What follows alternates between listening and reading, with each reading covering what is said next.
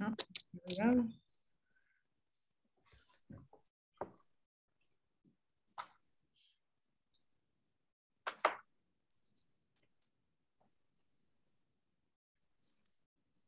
So we should all be on mute, by the way, otherwise you take up the screen.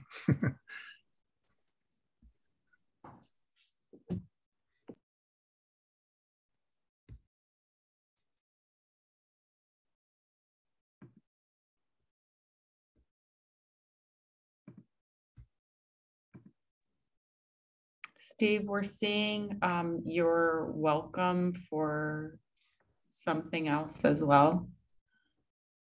So you just might want to clear the rest of your screen.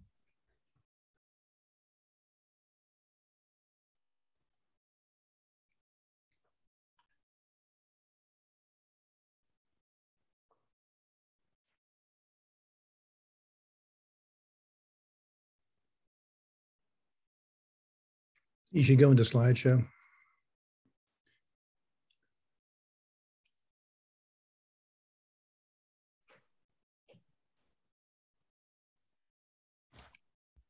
Don't start the slideshow yet. Okay, so we have 68 attendees and rising. So let's just wait one more minute to start, and we'll go ahead and get started. 70 attendees now. Good turnout. Steve, maybe you could not share the screen for a few, just for the intro, so everyone can see the mayor, if possible. If not, it's okay.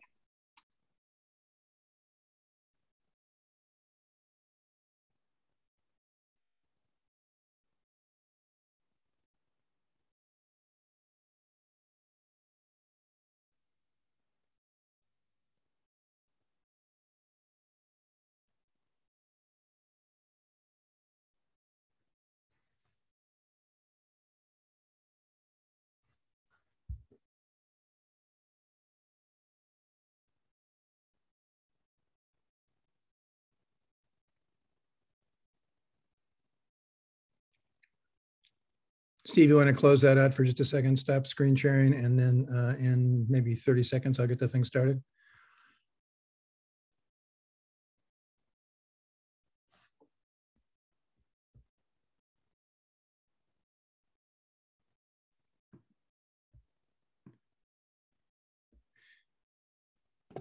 Did I stop screen sharing? Just for a minute. Okay, we've got roughly 80 people at this point. It seems like the people coming into the meeting are starting to stabilize. So, hi, John McCauley, Miriam Valley.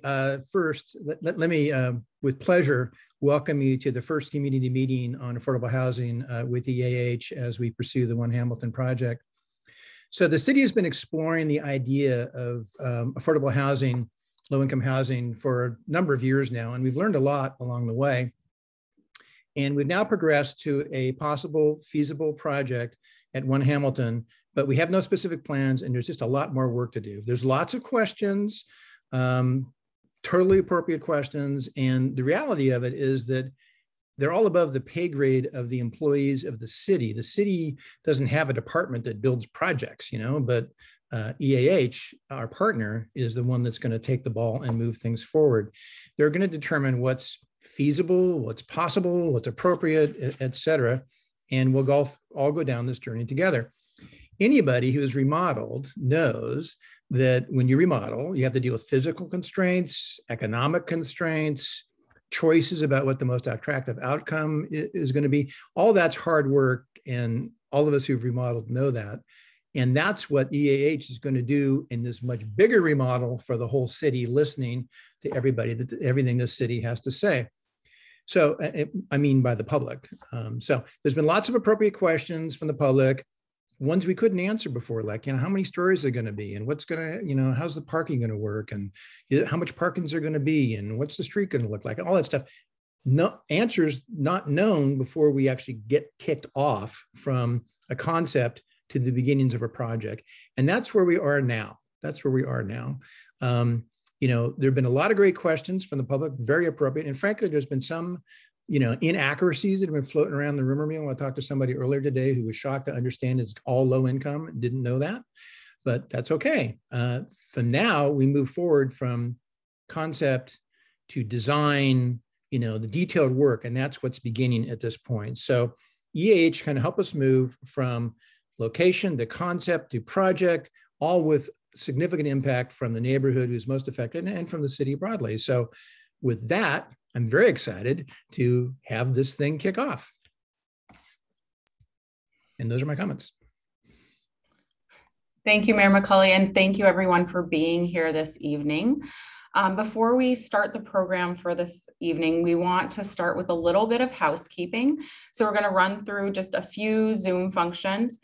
The chat function is enabled, but you can only chat directly with the host or panelists this evening. You can't chat with each other. At the bottom of your screen, you'll notice there is a Q&A function. So if you have questions as we're going through the presentation this evening, we encourage you to put those in the Q&A box.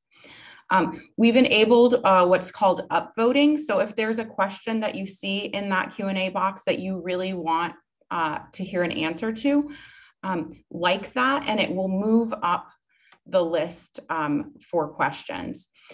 We want to address, and we plan to address, as many questions as we possibly can in the allotted time. If there are questions we're unable to get to this evening, we will answer them in writing and post them on the project website. We'll also be using the raised hand function this evening. So during the Q&A portion of our program this evening, you'll still have the opportunity to speak and make comments if you would like to, or ask your question verbally. And to do so, you'll use the raised hand function and you'll be taken off mute and allowed to speak. There's also closed captioning available for tonight's programming. At the bottom of your screen, you should see a CC button. If you would like to use closed captioning, please hit that button. If you're not seeing it, click the more on the bottom of your screen, and you should see that function. Lastly, on the Zoom front, we will be asking questions throughout the evening. Your responses will be anonymous, so we will gather those responses, but responses will not be attributable to any individual person here this evening. I'm not seeing, oh, there we go. We also have just a few very simple ground rules, and the first ground rule is to listen with an open mind. We're all really here to listen to your concerns, and we're here to learn from one another. So let's start from a place of openness and try to learn from one another's perspectives. We want there to be space for everyone to participate. So we ask that when you share, you keep your comments or questions under a minute, and that you're respectful when others are speaking. And then lastly, that comments and questions are focused. So keep your questions brief and on topic, and please do not duplicate questions as we run through the program this evening. We have a full agenda tonight. We plan to speak to you for about 45 minutes, allotting about an hour and 15 minutes for question and answer. We really want to spend more time listening to you rather than speaking. And so with that, we want to understand who's in the room. And so we're going to start with a quick polling question to figure those things out. Give us a minute here.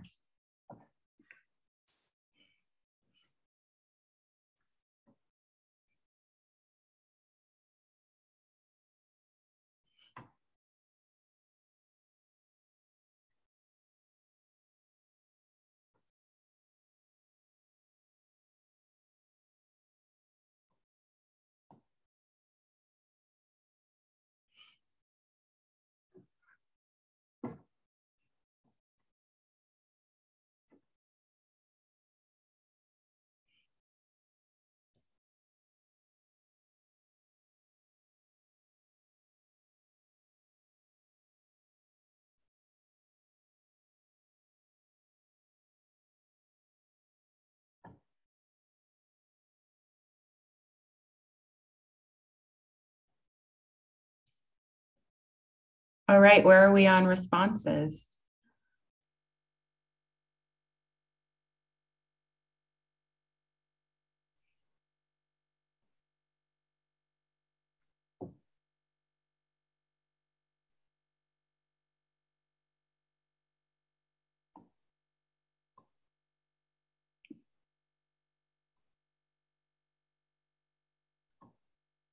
All right, let's share the results of who's in the room.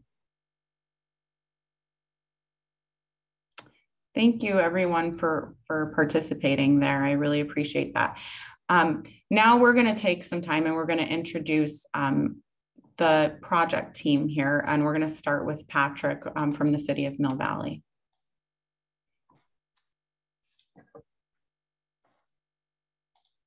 Thank you, Bianca. Good evening, everyone. I'm Patrick Kelly, Director of Planning and Building for the City of Mill Valley. I'd like to first take the opportunity to introduce a few members of the City Council and the Planning Commission that are in attendance this evening. In addition to the Mayor, Council Members Urban Carmel and Councilmember Stephen Burke are attending this evening. Unfortunately, Councilmember Jim Wickham is unable to attend as he's attending a Richardson Bay Regional Agency meeting this evening. Councilmember McEntee is also unable to attend as she's running a virtual town hall meeting on wildfire and insurance. Here this evening, maybe have some members attending a little late, returning from the city from work. We have Commissioner Eric Macris is in attendance, and Commissioner Ernest Seringel is in attendance this evening. The city is serving as the project sponsor for the project in partnership with EAH. The city lead team members here this evening include City Manager Alan Piombo and Senior Planner Danielle Stouty. The city, as project sponsor, is responsible for facilitating the housing proposal, participating in public meetings and workshops, and managing the design review and environmental review process, coordinating with EAH on addressing city policies, design, and development standards. On behalf of the city, I want to thank everyone for attending the meeting this evening, and we look forward to your valued input and continued participation through the process. Thank you, Patrick. I guess I just introduced myself, but I'll do it again. My name's Bianca Newman and I'm with EAH Housing. And I'll be the lead on the project at 1 Hamilton for EAH. A little background on EAH. We were founded in 1968 right here in Marin County, where we have 34 communities and 972 affordable apartments, including Shelter Hill, which is right here in Mill Valley and is a 75-unit family apartment complex. A family apartment complex just means it's a majority 2 bedrooms or larger. EAH is a fully integrated developer, property manager, and service provider, which means we're in it for the long term. We've never sold a property that we've developed. We're responsible for our properties for the entire life cycle, from building to leasing and maintaining it for its entire life. We're here to be your neighbors for the long term, for the entire life of the property. Here with me this evening are Christine Taylor, our Director of Services, and Stacy Smith, our Regional Property Manager for the North Bay, along with our Chief Real Estate Officer, Wilton Jordan. They're here this evening just in case there's any questions during the Q&A period. They can give you their expertise. Our role in this development process is really to bring all the pieces together to execute the development. In the early stages, that really means gathering community input while determining viability, both physical and financial, coordinating environmental studies, site surveys, determining what the land can support and what the community needs are, and looking for funding opportunities to figuring out what it will cost to build the project, as well as the timeline to build the project. This is something that we've done quite successfully over our 54-year existence through not only here in Marin, but throughout California and also in Hawaii. Here with us also this evening is our design partner, Van Meter Williams Pollock, and I'll turn it over to Rick to share with you a little bit about their firm. Sure. Thank you, Bianca. My name's Rick Williams. I'm a partner with Van Meter Williams Pollock, one of the founding partners. We've been designing affordable housing in the Bay Area for approximately 35 years now.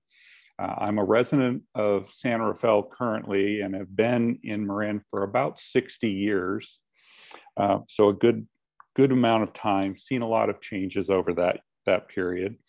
I've actually lived in Mill Valley a number of years ago, and I grew up kind of in Novato.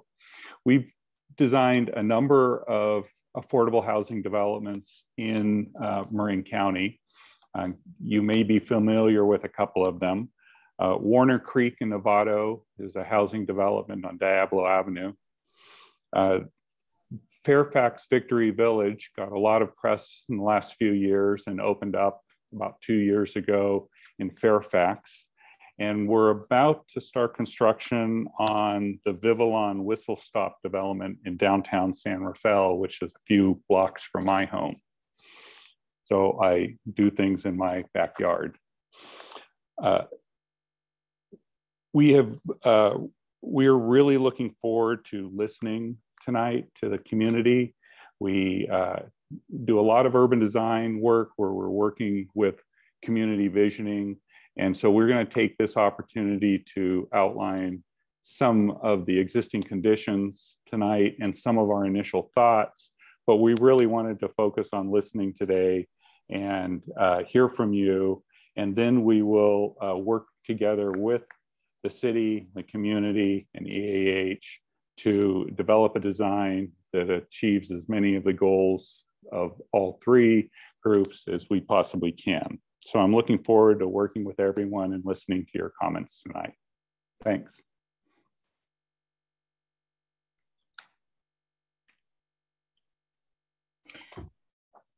Thanks, Rick. So we want to start here with some of the basics of what affordable housing is before we jump into the project overview. And I'll try and keep it brief, but what affordable housing is fairly complex. And so we're going to quickly touch on what it is, who lives there, how it's paid for, and what a potential timeline for development looks like, as well as some continued opportunities for community engagement. But before we jump in, we're going to do another polling question. We're going to quickly ask, what do you think makes affordable housing affordable housing?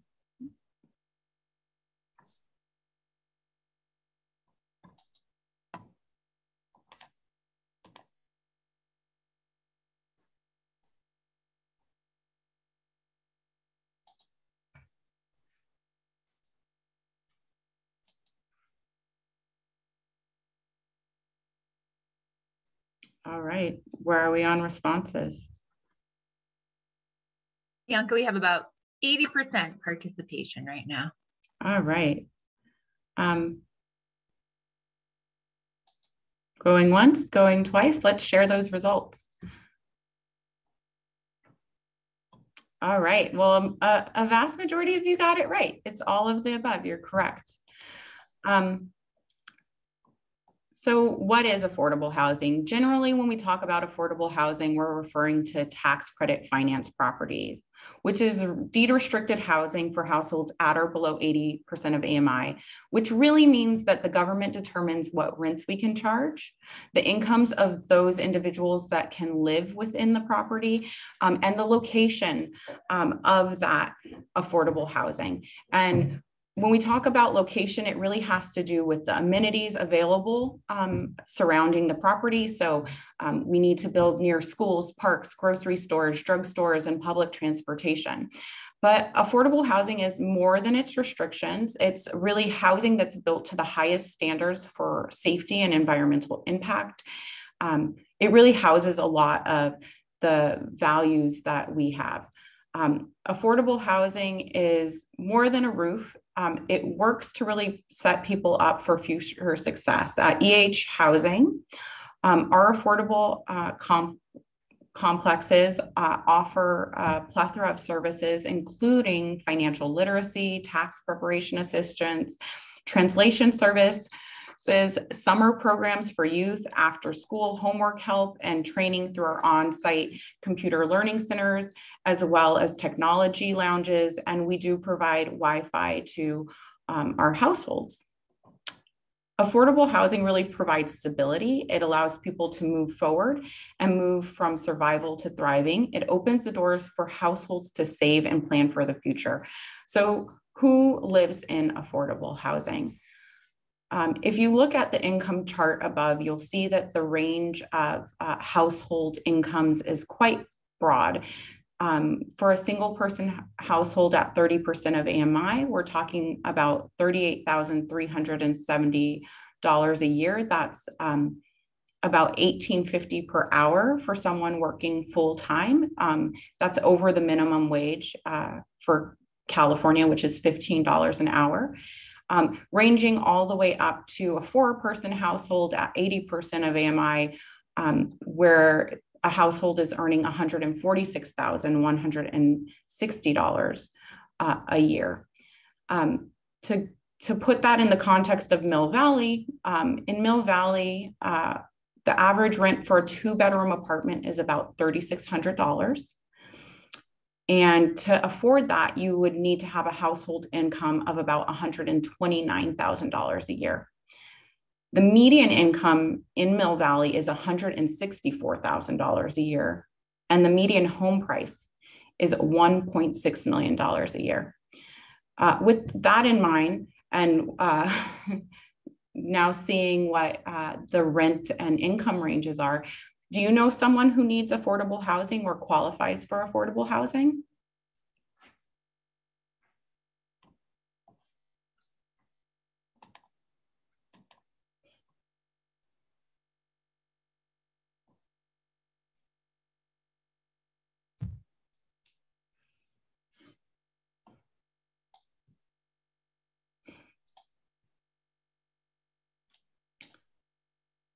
Okay, we'll give it another second and then we'll throw up the results.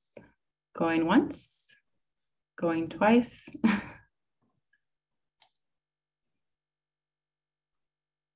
And look at that. It looks like by a pretty good margin, a majority of you do know someone who is in need of affordable housing.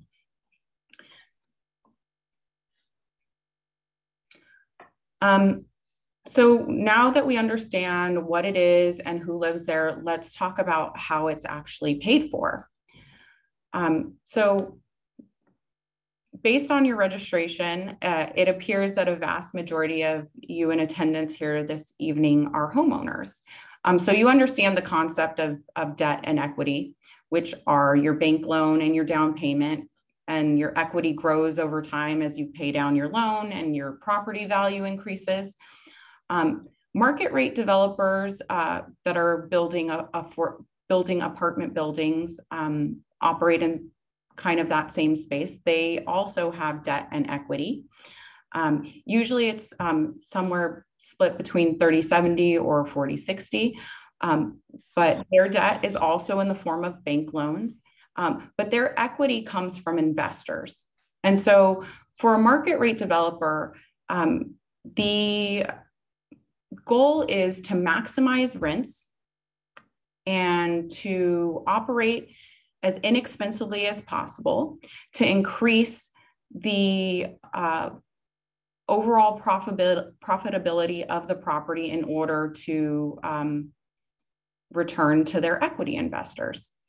Affordable housing works on a completely different model. If you look at the pie chart that we've put together here to talk about how it's financed, there is debt and equity in affordable housing, but the debt that can be supported is only between 18 and 25%. And that's really because of what we talked about earlier, which is those rental restrictions.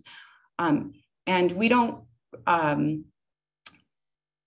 we also, our operating costs really reflect the needs of our residents. So we size services and property management to meet those needs rather than sizing it for equity returns. We do have equity, but our equity is in the form of tax credits. So there's not an equity investor that's being paid back or looking for a big return on a project. And then we also have this other piece of the pie, which we're calling gap funding. And that's really the funding that we have to source from the state or other federal sources, or in cities or counties where there is funding available, a contribution can be made. But predominantly, we're talking about state sources, and those sources are all competitive. They usually work on annual cycles, or in some cases, there are opportunities twice a year. But that means in order to put together a funding package for an affordable housing project, we're really talking about a minimum of a year's timeline to do so. Also, kind of circling back to that debt piece, because there is sort of this limit on the income that can be achieved on a property, and there are needs that must be met operationally, there's really also a minimum unit count that we need to achieve in order to have a project that is financially feasible. And really that's in that 40 to 50 unit minimum range. So let's take a look at where we are in the development process. So if you look at the bottom of the screen, there's a star and it says, we are here, and here we are on March 10th of 2022. And if you look all the way down to the end of that line, we're looking into 2027, right?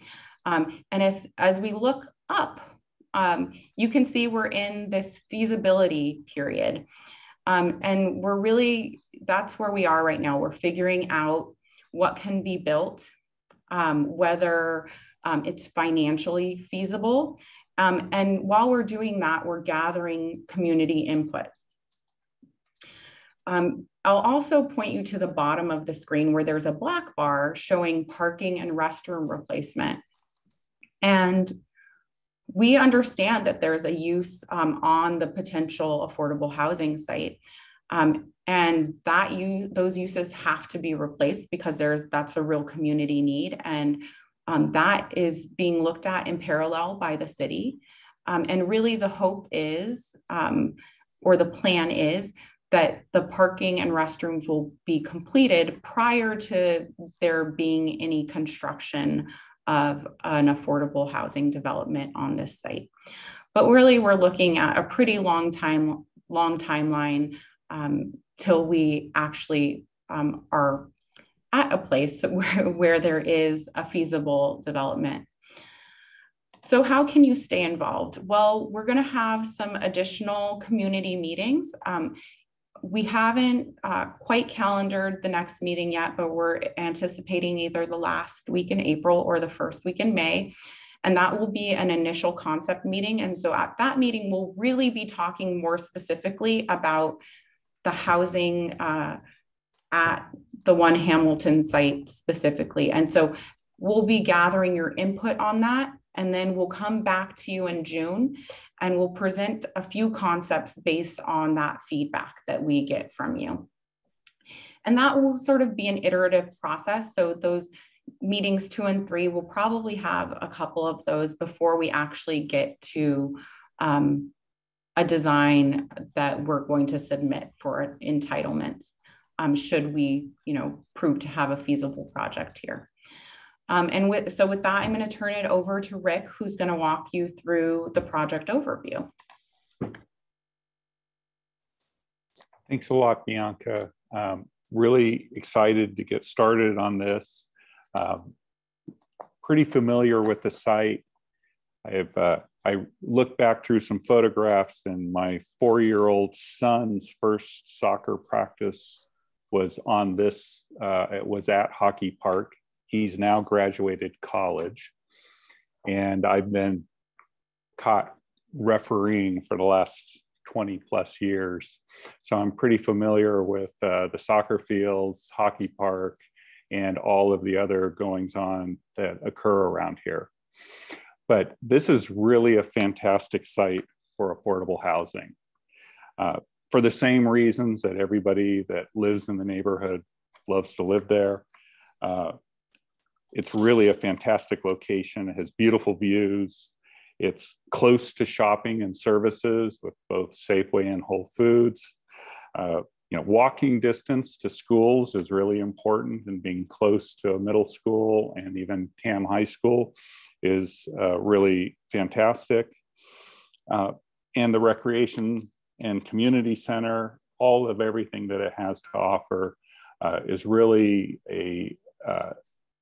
extra amenity that actually the financing people look at and evaluate how high the amenity value is in the community for locating affordable housing. So it will score well for that, and it will mean a really great supportive area for the residents as well. So that's what every family dreams of, and I think it is a fantastic site for just that reason. Next, please.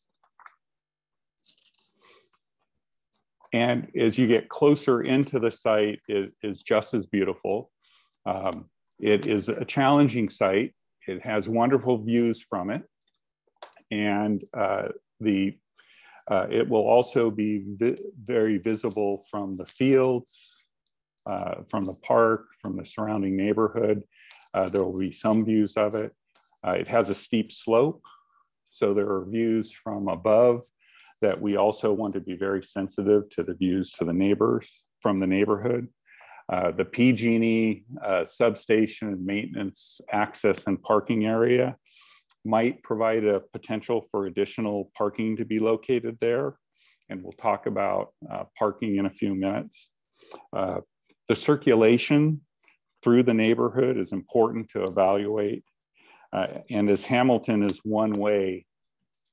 one-way street past the police building, you really need to have an ability to turn around. Either currently it's in the parking lot, currently it's at the police station, but maybe there's another opportunity, a way to do a turnaround further down the street so that we can have an easy circulation in the area. And the Roque-Maraise and Hamilton-Kipling intersection is an important one to be studied, as well as the PG&E access drive. And there will be traffic and circulation evaluations that will start to be developed in the near future, and we'll be able to report on those as we proceed through the design process.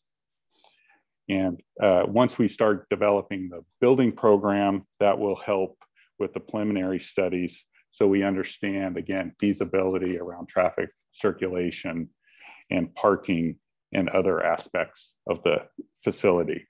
The fact that we're on a slope site that has a property that has a slope site, we'll be doing geotechnical studies to determine the stability on the site, et cetera, prior to moving forward too far. So those are in process as well. There are beautiful views to and from the site. If you can go to the next slide. From the fields, you can see the parking and you can see the slope site with a few of the homes above.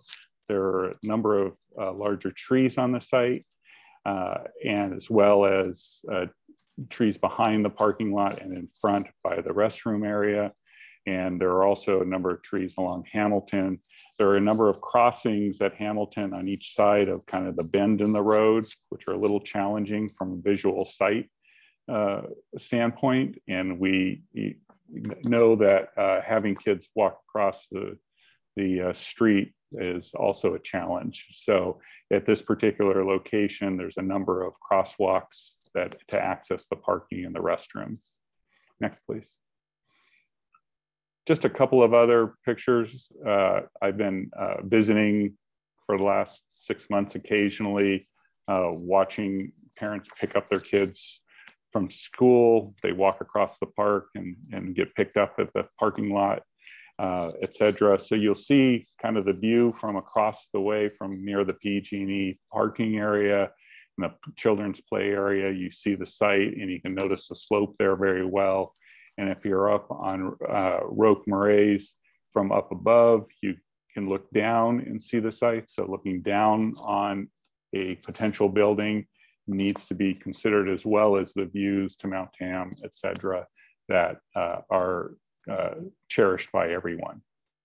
Next, please. So as I mentioned, it is a very sloped site.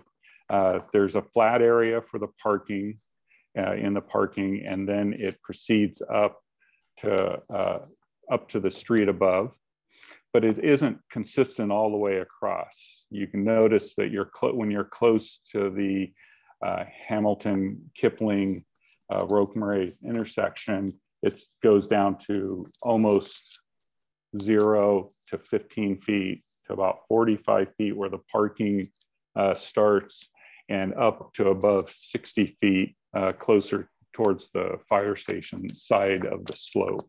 So as you extend up the street, the views around the site change. And so we'll be looking at views from up at the intersection, up at the top, from down below, and from various areas throughout the neighborhood. Next, please. Actually, if you could go back one, I'll just want to make one offer as we go through community meetings, and if we do a site walk with the neighborhood, that I would offer this to the neighbors as well. And that is, I often have taken pictures from particular vantage points that people have asked, what is it going to look like from my backyard? Or what is it going to look like from my front porch? Or even what is it going to look like when I'm standing at my picture window looking out? I would, if invited, I would go in or go on your property, take a picture, and then as we're modeling the building, show you what the silhouette or what the appearance, general appearance of the design is as we develop it, so that you understand pretty clearly what the what if any impact there might be having a potential housing development on this site. Next, please. So we've already been listening now for a few months, and we understand that 3 big issues arise. And number 1 is parking. Number 2 is parking, and number 3 has been parking.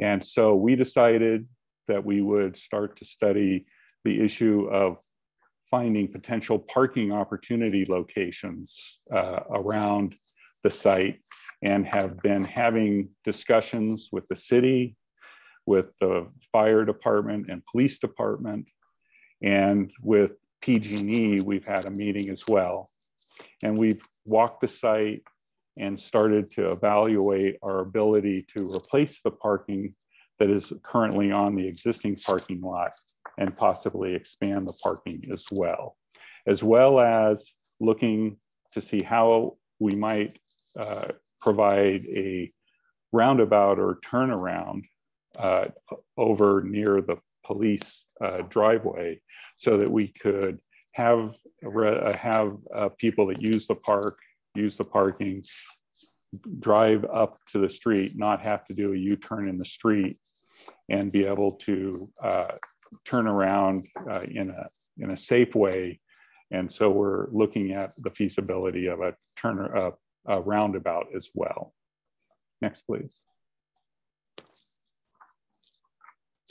This is what we know currently, is that there are a number of different parking locations. There's approximately 18 to 20 parking spaces at PG&E. Those are around the PG&E lot over by the children's play area. That is more informal on gravel. There's the parking that's on the housing site now, 38 spaces. And then there's a few spaces on Hamilton Drive, and there may be the potential for a few more spaces on Hamilton Drive. And then there's lots at the fire department and police that we've talked to about the idea of possibly making some of those public parking, and then adding additional parking for the police and fire in the back of the property, where there's currently just a few spaces, but a lot of grass area, and we might be able to provide additional parking there. And so we've been beginning to develop concepts and talk to each of the PG&E, police, fire, city engineering about these various opportunities for parking. Next, please. So what we have found so far is that in meeting with PG&E, police and fire, they've been very receptive to the idea of adding parking for the public, so long as we can maintain access that's safe for everybody, maintain security, and also make sure the circulation is beneficial for them as well. So we've been starting to develop ideas and concepts around this, and we're continuing to work with them. But the one thing that I can say pretty confidently is that we believe we're going to be able to replace the existing parking lot parking for that that's on the potential building location, even probably without the need of the PG&E parking potential, and that there's a possibility to provide additional parking above and beyond that in each location to a certain extent. The details of yet we're still trying to work all those out. But as we develop the concept design for the building, we will continue to work on the parking and be able to illustrate what those changes might be. We also are considering and want the traffic and circulation analysis to evaluate a roundabout or traffic circle that's kind of illustrated diagrammatically here, so that we can address the issue of Hamilton Drive changing to a one-way road and being able to have everyone turn around in a safe manner. So those are a couple of evaluations that will be going on. And we have a couple of questions that we would like to ask now, if we can. Do we have that now?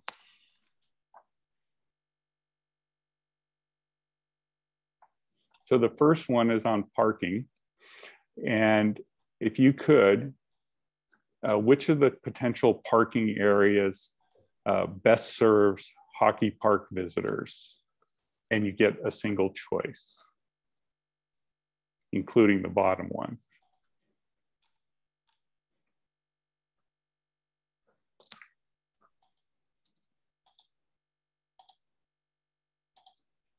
We appreciate everybody participating.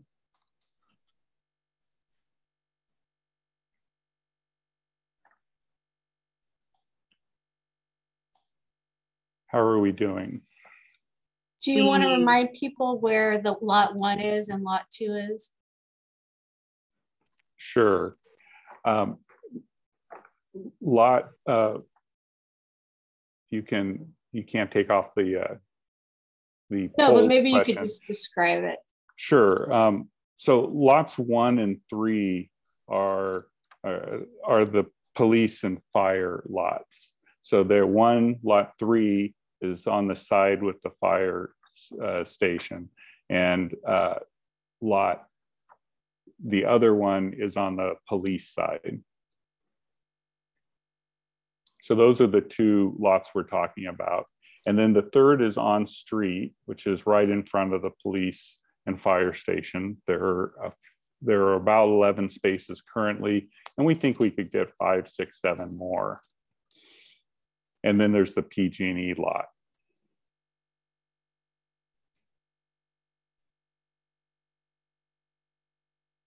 Okay, we have about 57%, 60%. So there's a misnomer on the parking lot. And so lot 2 should be that other public lot. It should be lot 3. So it should be 1, 3, and then on street PG&E and all locations.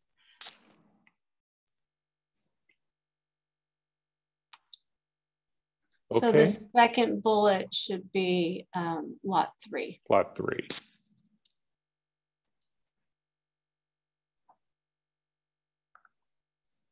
Okay. Why don't we see where we're at? So it looks to me like all locations gets the win here, with the PG&E lot coming in a close second. Okay. We have a second question on the roundabout.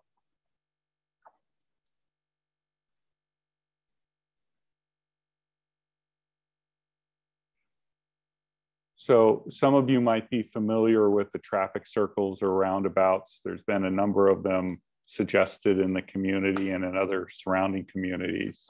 So to improve vehicle turnarounds on Hamilton Drive, do you like the idea of a roundabout?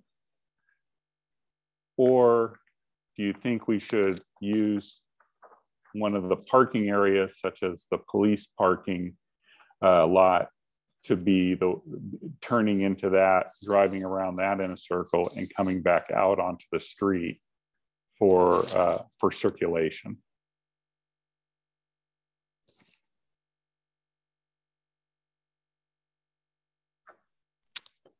We're just about 60% participation and folks are still voting.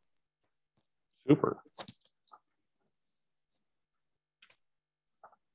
These really do help us.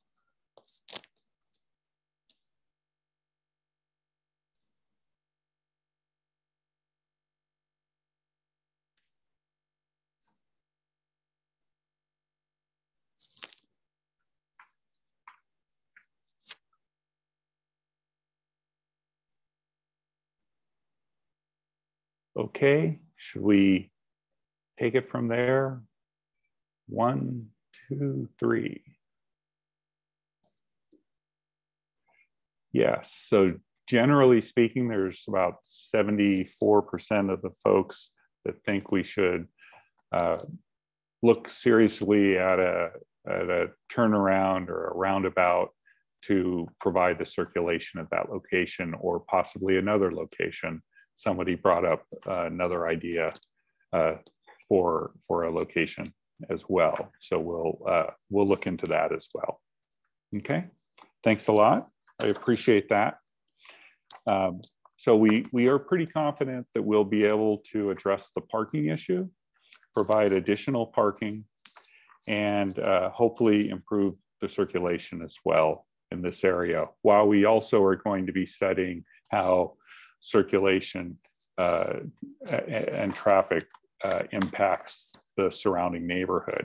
And that will be done both through the CEQA process, but we'll probably be doing initial studies earlier on, so we have a handle on that earlier than later. Thanks. Next, please. So the other aspect of the parking lot area is also the restrooms. And so you have the restroom locations there, and having waited for my son to finish soccer practice occasionally, and always good to have the restrooms. All the kids need the restrooms when they're out there, because a lot of kids have been left there while they're in practice and playing in the ball fields and playing at the play areas and stuff like that. I have to admit, it was always a little surprising to me that the parents waiting in the car could use the restroom without walking across the street, but you'd have hundreds of kids that had to run across the street while they took a break from practice or from playing. And of course, everybody says be safe, but we have to rely on them looking both ways for safety. So, so I always thought myself, why did we locate it on that side of the street? It was probably easy and convenient. And so we started looking at, if we had to relocate it, what would be different options for relocating it. One would be to locate it directly across the street, away from the mound, but in easy access from the ball fields, the soccer fields, the baseball fields, and just on the playfield side, so that people didn't have to walk across the street to use the restroom. We felt that might be a reasonable spot. There's another location, location 2 would be to keep it on that same side of the street it is now and incorporate it into whatever parking is provided adjacent to the fire station in the parking lot, where we lose a few parking spaces, but it would not be on the park side, for if anyone doesn't really believe it should be on the park side.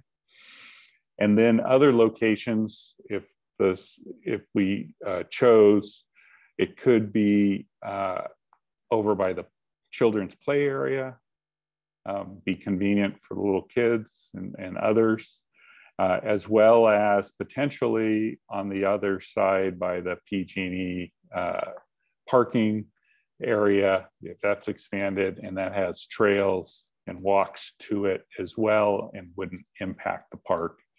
None of these spaces really impact the park. There are different issues that we're wanting to consider. There's the proximity to the fields and the children's play area, which might be more beneficial. Just safety with crossing the street, as I mentioned previously. There's also limited utilities in the areas, and this has to have sewer and water. So how much effort it is to bring the utilities to the restroom and the sewer and the water will also be evaluated as we continue on. But we would like to get your feedback on these various locations. And so we have one other poll question now, and that is, which of the restroom locations do you prefer or do you think would serve the users of the park and the surrounding parks that are also in the area that people use and the hiking trails, et cetera? Which location do you feel would be best? The number one is just across the street on Hockey Park. Number two is at the fire station in the parking area. Number three is at the children's play area. And number four is closer to the PG&E parking area so that kids can walk around the ball fields to get to it from soccer, and it's kind of a midpoint location.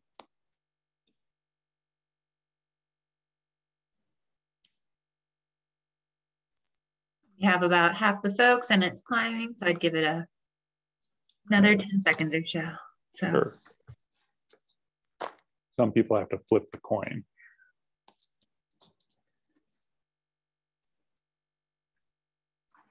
We appreciate this again.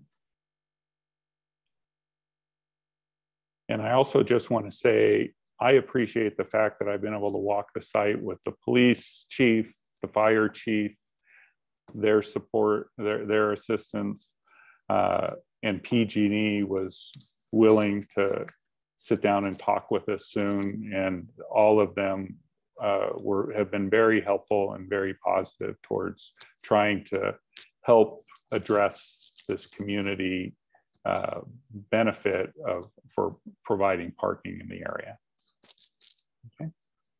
Okay, are we ready?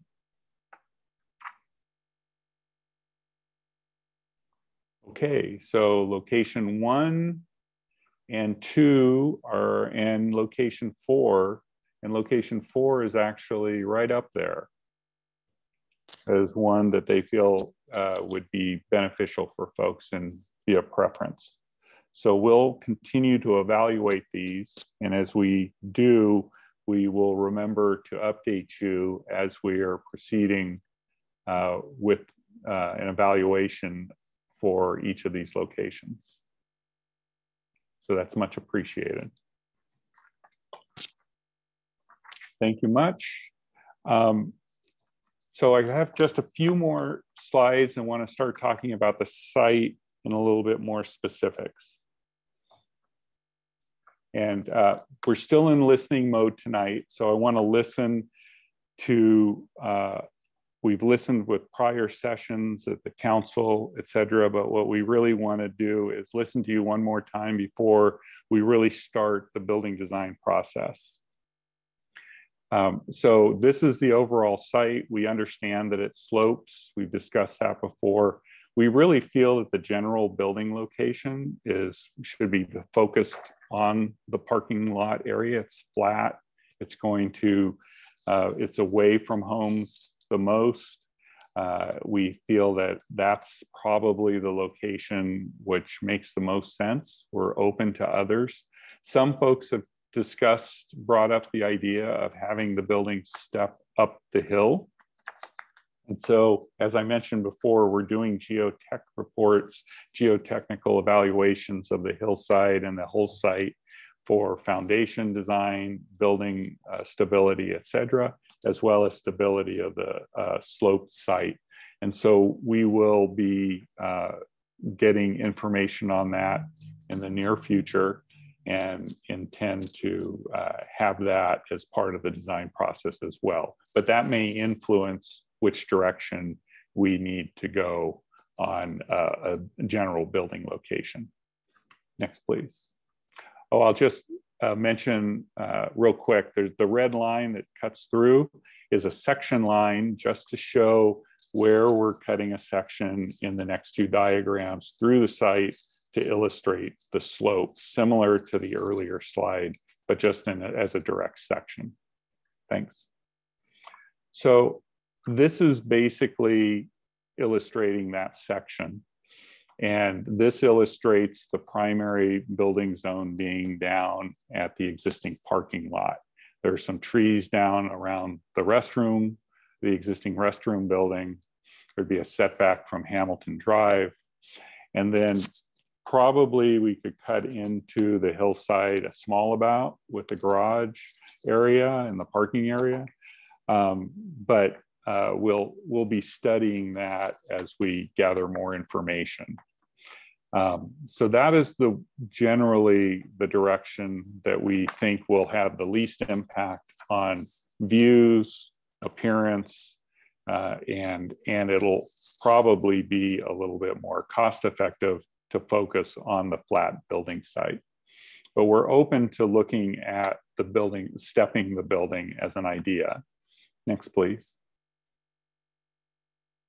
So if we step the building to reduce the mass at the front of the building and step the building up the hill, there's a couple of things that happen. We might lower the visual impact from Hamilton Drive, but as we move up the building and either we cut into the building or we sit on top of the sloped portion of the hillside, it will have the tendency of pushing the building up in height. And that will, at some point, have more of a visual impact from Roque Marais and from the existing single-family homes up above. So we will pay a lot of attention to whether or not there's a real benefit to it. And you're also potentially having to build more expensive foundations.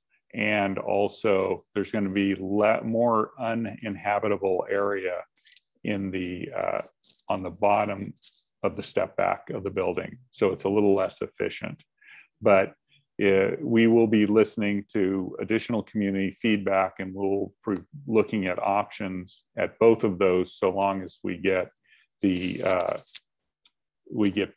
information that says that it'll be feasible to potentially build on the slope site. But we're just going to look at both options for now and at the beginning and bring a couple of different ideas along the way for people to react to and give us feedback on. So we haven't started the design process yet. We've started really at trying to address the first thing that has to happen, which is replace parking and find a home for the restroom. And we have to work with other groups to do that. And then after this meeting, then we'll start working on the programming and site planning and building design and come up with a number of different options for the community to review, comment on, evaluate, and give us feedback on for the next community meeting. And we look forward to that coming up fairly soon. So we have a lot of work to do. We're also getting a survey of the property. So we'll have a survey with the actual topography. We're estimating it right now, and we'll be able to discuss that in greater detail in coming meetings. So that is what we have tonight from a building standpoint. Thank you, Rick. And before we kick off the question and answer portion of the night, because we're eager to hear from you, we also want to make sure that we accurately have gathered our feedback from you. We're really sorry that the parking poll was had an error in it. So we're going to relaunch that. We're going to take you back to the screen so you can see Sure. the lots again, and you have an opportunity to answer so that we have a correct reflection of the community preference there. Great. So lot 1, you can see, is on the right side, and it's adjacent to the police department building. They will retain their parking of their police vehicles that are under the carport there. And then lot 3 is on the side of the fire department. And what we're considering there is having parking be on both sides of the aisle. So those are the 2 key locations. On the street in front of the police building is the 3rd location. And the PG&E easement, where we feel we could do parking on both sides of a drive aisle, could add additional parking in that location. So if you could think about those for a second and then provide us your feedback on it, I appreciate that again.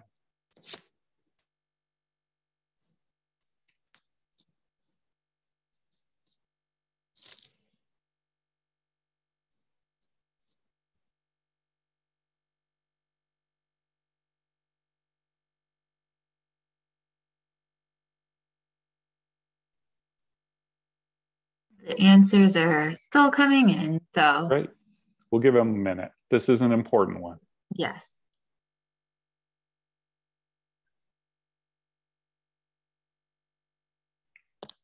And while that's happening, if you want to put your hand up, if you want to speak publicly and make a comment or ask a question, you can start to do that as well.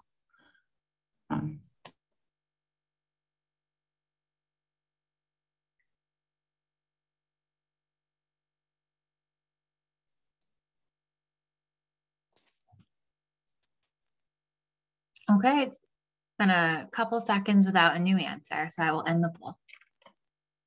Great. There we go. Lot 3, the PG&E lot, and all locations are pretty much even. We know where to put our energy and focus. Much appreciated on that.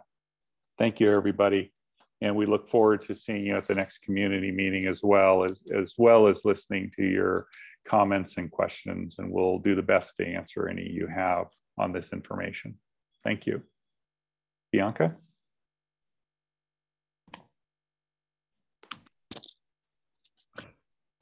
Steve, where are we on the questions? Do we have some upvoted questions that have floated to the top of the list? Give me a second. I'll pull these up. So we have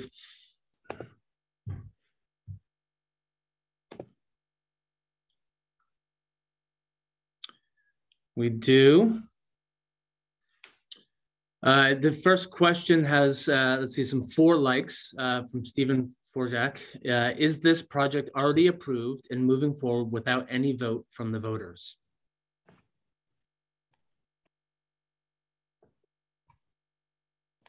Patrick, you want to take that? Absolutely. Well, you know, this meeting tonight is the first of a series of public meetings on the project, and we're here to listen and solicit input from the community. It is far from approval. There is a long process here, like any entitlement project, where we listen, we garner input from the community. There may be there likely will be multiple iterations of the project plans through the design review process. Then there's the entitlement review, which is the hearing, workshops and then hearings. So the Planning Commission ultimately will make a recommendation on the proposal, and then ultimately a final decision by the City Council. That's probably about 1.5 years away from now.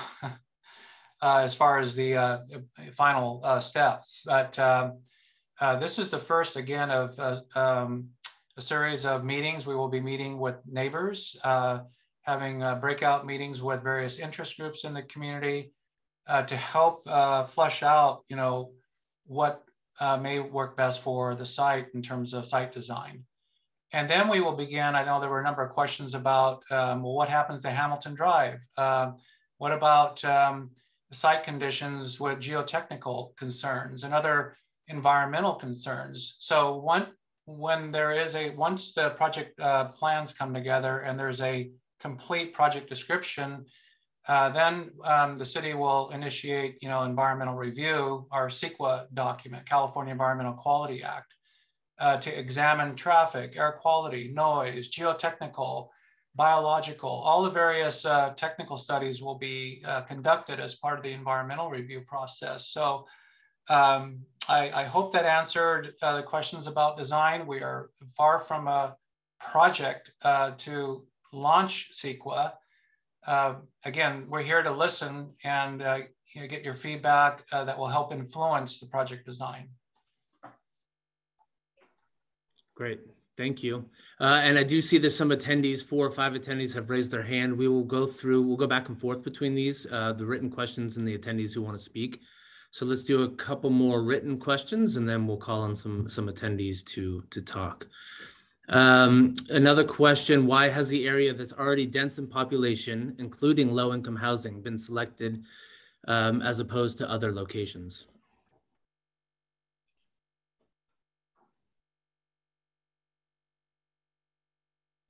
I don't know if Mayor, if you want to touch on that, but we did go through a fairly exhaustive process through our Housing Advisory Committee and identifying sites. There was a process that preceded the selection of this site, and that was near the golf course. Some in the community may have participated in those discussions. So, led through discussions by our Housing Advisory Committee and endorsed by the City Council, the location here, project location, was viewed as a very good opportunity for affordable housing that this city so desperately needs, and workforce housing. So I don't know if Mayor, if you want to touch on that, but that's kind of encapsulates sort of how we got here somewhat. Oops, hold on. There. Yeah, that's basically the process we went through. We explored the ideas of perhaps selling properties that wouldn't be suitable for affordable housing, but could raise monies that we could find a partner with to develop in some other locations, say potentially, a church or whatever. And then we went down a process to determine whether there is a piece of land big enough that would be, possible to do this development on. And we went through a very rigorous process. We looked at literally every piece of land that the city owned of any size. And what it really came down to, there were only a couple of locations that were possible. And this was the best of the 2 locations. And that is where this project is. I think it's important to understand that and this was not driven by RENA. We started this process way before we got our latest regional housing needs allocations from the state, which I'm just furious about, but that's a topic for another day. There will likely be other sites that will be developed in the future within the city if we're lucky enough to raise capital, because all this money comes from state and federal money.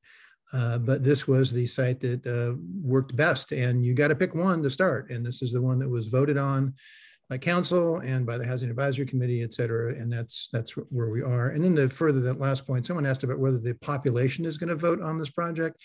No, that's going to eventually come to the city council for decision based on input from the community and everybody else. So thanks. Great, thank you for that. I have one here from Carlos, which has 15 likes. The city claimed 40 units was never locked in, but it sounds like it is. Can you confirm 40 plus units is a non-starter? From a financial feasibility perspective, we cannot accommodate what is necessary for an affordable housing project at a scale much lower than that. Okay, thank you. Okay, let's see. So then I guess along the same lines, why is Drake's Way, your EAH building on Drake's Way, why is that financially feasible as an affordable, and it's 24 units? I think I should note that that one was built several decades ago. We were in a very different environment at that time, and affordable housing and the way that it's financed functions quite differently now. Great, thank you.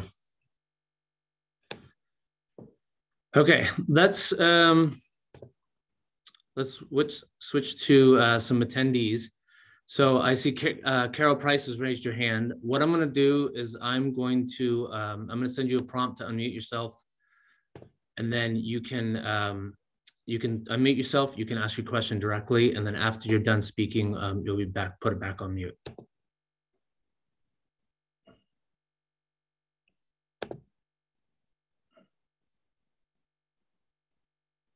Carol, did you get the unmute prompt?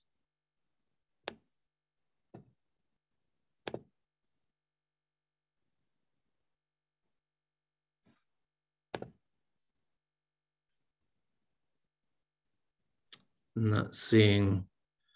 I see Carol. You should be able to speak now, Carol.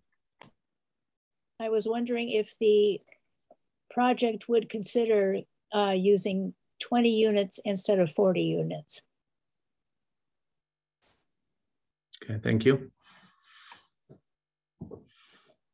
As previously stated, it's just financially, it's not viable with because we have to provide on-site property manager, and we provide services to the residents. And so it just really is not viable at that scale. Great, thank you. We have a Teresa Ray. I'm going to send you a prompt.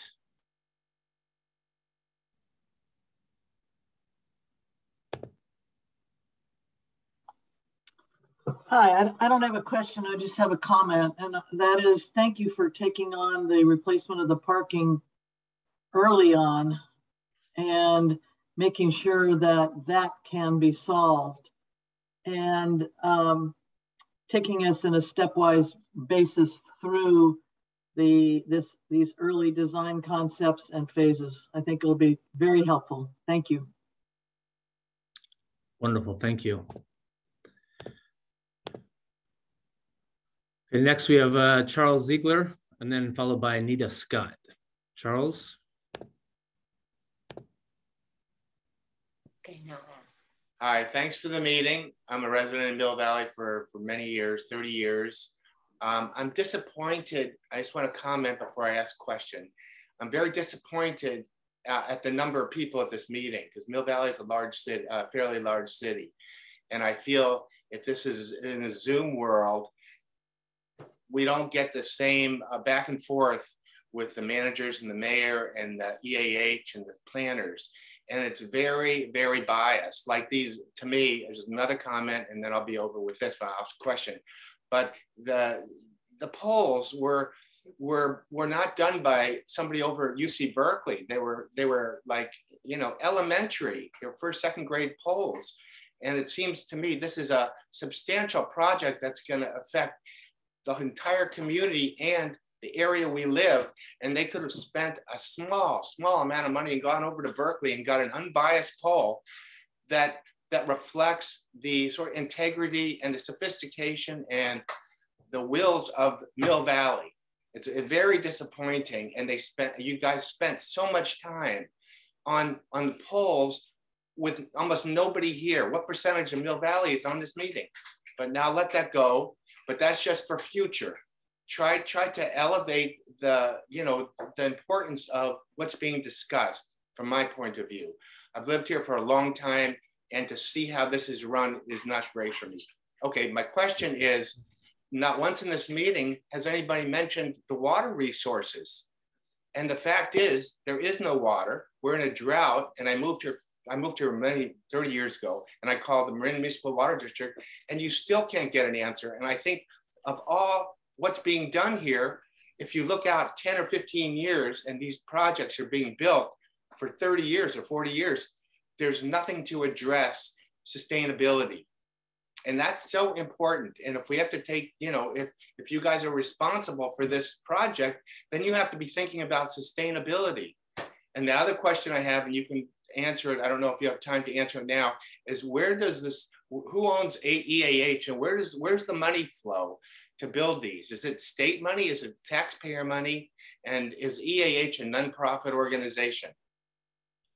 So I have two questions about resources 5, 10, 20 years down, because we want to think about our kids and grandkids and next generations. And the second question is about who sponsors EAH and where does the money come from for this project? Who pays for that?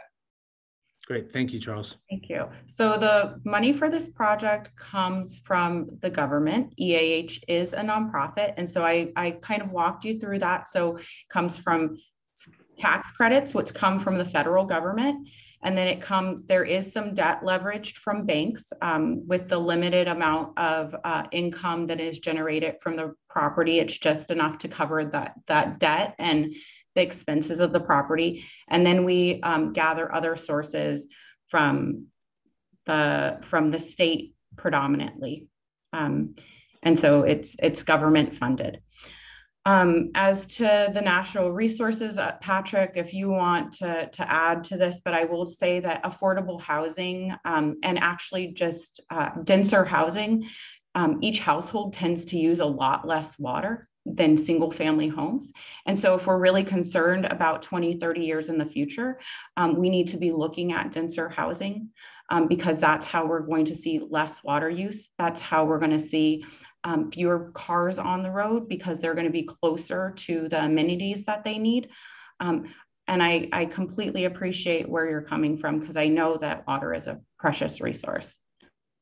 Yeah, and I'd just like to clarify again that an environmental study will be prepared for the project and we'll analyze water resources, water availability for the long term as required by the California environmental law. And yet we are challenged. You know, I don't know, I believe we may have mentioned, you know, the regional housing needs allocation.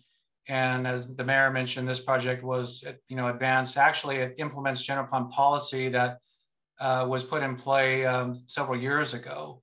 So the housing challenge for Mill Valley, the region, the state of California is a daunting task for every city in the state and county. And our numbers, like other cities and towns in Marin County, are astronomical, relatively speaking. And the numbers are coming from the state. The state is imposing these numbers without, in my opinion, really analyzing local resources, not just water, but very high fire severity zones, flood zones, sea level rise, and these other things. But as planners, we're forced upon these huge numbers from the state of California. So at the same time, we acknowledge that we have a local issue, and that's affordability for people who work here, teachers, firefighters, and so forth. So healthcare providers, there is definitely a need for affordable housing that this project does accomplish. And again, as I mentioned, it does serve to fulfill general plan policy that's in effect, that was put into effect in 2016, Danielle? Is that when the general plan was adopted? Yeah, yes, I believe so.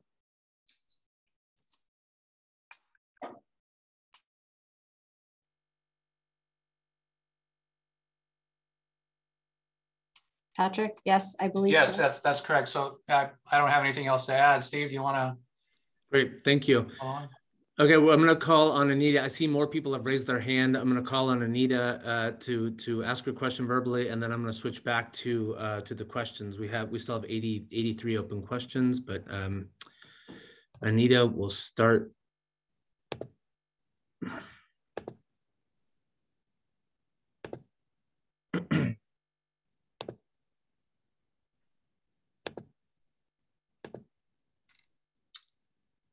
Anita, I think.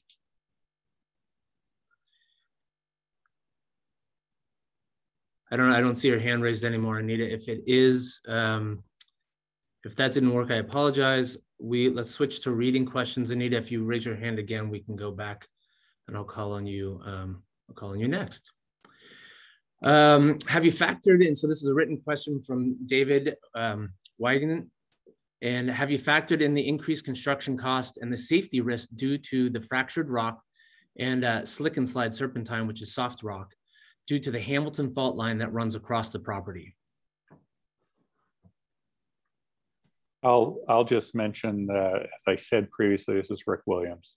I mentioned that there will be a geotech report done on the property. It'll address it'll take soil borings, and it will look at the subsurface soils character, and it will provide us with an analysis. It also looks at faults and potential movement in the soil and settling of soil as well. So we'll get a thorough geotech evaluation here soon. Great, thank you. Oh. This one, sorry, I'm gonna scroll back up to the top.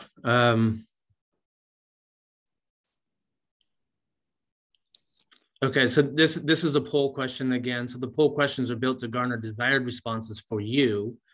For parking lot preferences, why isn't there none of the above as a choice?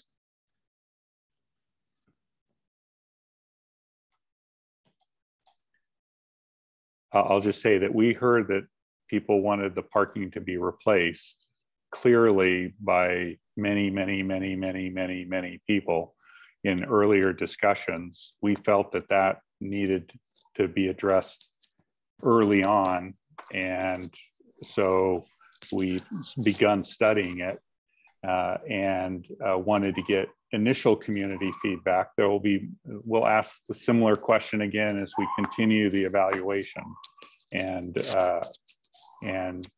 we'll get more specific in what the design of those parking areas might be as we move forward in the future. Terrific, thank you.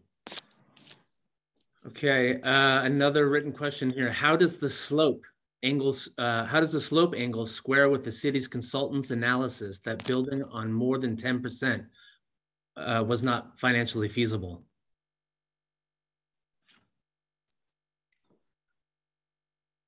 I can read that again, but yeah, why don't you read that again? I'm not quite sure if I understand the exact. Yeah, how does I can help there, you guys. So this is Janet Svenheimer. I'm the person that was a consultant. So when we looked at 100+ sites in the beginning of this process owned by the city, we did use criteria knowing that building on steeper slopes is very expensive and doesn't fit well with affordable housing in most cases.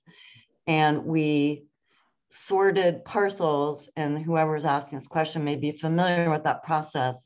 And we did not consider as one of the criteria that met feasibility, we said sites with more than 10% slope for most of it would probably not be feasible. Keep in mind that Mill Valley has a number of parcels that it owns in very hilly areas with 20, 30, 40% slope. So that's what we were trying to eliminate. We consulted with a civil engineer to determine that particular criteria. So just wanted to make that clear. Thank you, Jan. And I'll just say that I guess our early evaluation was to illustrate, one, that we understand there's a slope on the site, that our initial concept was we think we would want to try to keep most of the building footprint on the flatter portion of the site. And I mentioned cost was one reason. Structural stability of the soil potentially could be another. And that, but we would be doing additional studies, and we'll be getting a detailed survey. So we'll know the exact percentage slope that it is. But what we were really doing was focusing on the flat portion of the site and determine, and we will be looking at that to see if just building on that, we could achieve the overall objectives for the project. And so just to square that circle, that was the plat part is the part that we identified initially as the likely feasible focus. So we are aligned. Okay. Thank you. Terrific. And then along the same lines as that, with some surveying, one of the questions here is: are you aware that there are significant water drainage issues on the steep sloped hill with ponding issues at the bottom? Yes, and in fact, will be part of the soil, part of the engineering analysis will be picking up what water is on the site, how it drains. We also have looked at the original geotech report for the police and fire department building. We know it has sub drainage underneath the slab of that building, and we know that there's water coming off the hill. So how we deal with that will be of particular importance in the design and the technical portions of the project. And as far as that goes, so we will be working with both a geotechnical engineer to help design any foundation and a waterproofing consultant to deal with anything underneath it, as well as a civil engineer. So all of those issues will need to be addressed thoroughly, and they all have cost implications. So we will be looking at that very closely throughout the conceptual design and further along, if and when we get there. And the next question here also kind of ties in with a lot of those a lot of those questions, those technical studies. This one says: Marin map viewer shows both a fault line and the potential presence of naturally occurring asbestos. When will testing on those potential hazards be available for review?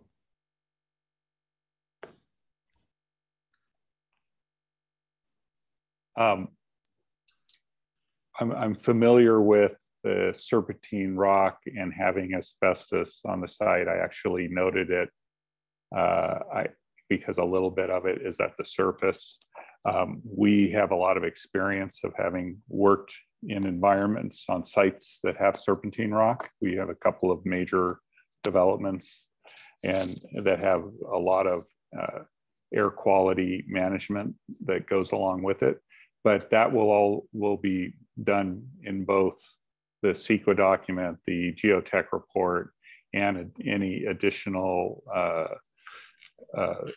studies we have to do for phase 1 and phase 2 relative to the soils and any hazardous materials. Danielle, do you want? Well, I'd just like to clarify that the environmental studies, there's been preliminary studies, but the CEQA document, traffic, air quality, noise, so on and so forth, has yet to be even initiated. And so when that document finally comes together, which would be several months from now, there will be first of all, there will be a public scoping meeting where you scope possibly. We have yet to determine what level of environmental review will be necessary. So let me back up. There may or may not be a scoping meeting, but the point I'm making here is that whatever environmental document is required, it will be published for public review, and there will be a review process for that. Great, thank you. Okay, let's do 2 more written questions, and then we'll go back to the folks that have raised their hand. Okay, has EAH reviewed the several hundreds of feedback/input letters and comment letters from the past 6 months? I know I've reviewed some, but I can't say that I've read every single one, but I did review before the last meeting for the ENA and looked at those public comments. And I've gone back to a few meetings before then and looked at those. Great, thank you. The next question, and then we'll go back to attendees raising their hand. This question says, will you proceed with this project if the majority of the immediate community is against it?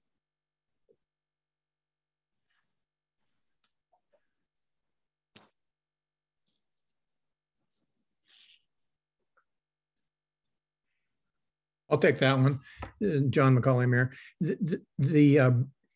The question of this project will be decided by City Council based on the overall needs of the city, understanding that whatever neighborhood is most affected by a project will be most likely the area that is least in favor of it. But as the stewards of the city, your council members have to look at the overall impact of a project on the city, considering both the positive impact of having low-income people added to our overall mix of individuals in town, going to school with the other members of the community, serving potentially, because we are hoping to be able to prioritize people who work in the city in terms of traffic impacts and the like. So that's how this decision will be made. It'll be made by City Council based on all the considerations associated with this, and the fact that we also separately have to deal with this regional housing needs, RHNA, regional housing needs allocation requirement. But this has not been driven particularly by that. But the reality is that we're talking, we don't know the number of units yet, but it's certainly more than 10, more than 20, more than 30 likely, probably in the 40, 50 range. We'll know later. But we have a requirement of 850 units to deal with. So this is one of many projects will likely be considered, over the next housing cycle period. Terrific. Thank you, Mayor. All right, Carlos M. I'm going to send you a prompt to unmute. Go ahead and unmute and ask your question. Yeah, can you hear me? Yes, thank you. Okay, thanks. I'm sorry, I just have to comment on what the mayor just said. He said, we don't know, it might be more than 10, more than 20. We literally just heard the EAH person say it has to be 40 or above for this to be financially feasible. So I can't let that slide. I don't know why you keep pretending like we don't know the specs of this. It's got to be more than 40 units. She just said it. Okay, that's the first thing. The second thing is, when we were going through from a year ago, all the meetings that we've been through, two of the items that were kind of the main things that were on the docket were the size of the lot, how big is the property that we're going to be developing, and also we're not going to be moving stuff over onto the park side, onto the actual playing field areas of the park, or the park side of the park, across the street, if you will. Time and again, it was said, we're not going to do that, we're not going to do that, we're not going to do that. The parking lots are not on the lot itself. All the proposed parking lots are off the lot, off of the actual parcel. So my question is on that, okay, so some of them are supposed to be for tenants, and then some of them are supposed to be for park users. So the ones closest to the building obviously would probably be for tenants. Why aren't we looking at putting parking on the actual lot site? So the tenant parking will be contained within the affordable housing piece. The parking that we've discussed here tonight is simply replacement parking for the park itself, for Hockey Park. And Rick can get into a bit more specifics. Yeah. Okay. Yeah. I apologize if that wasn't made clear, that was the parking evaluation that we presented was only parking to replace the parking that the building would displace. And so it would all be the public use parking. And then the parking for the residents would actually be on the site. And I also want to note that there is only one parcel currently. The line that we have drawn to define a parcel is not today an actual parcel. It's kind of a general boundary that has flexibility as far as where the final edge is relative.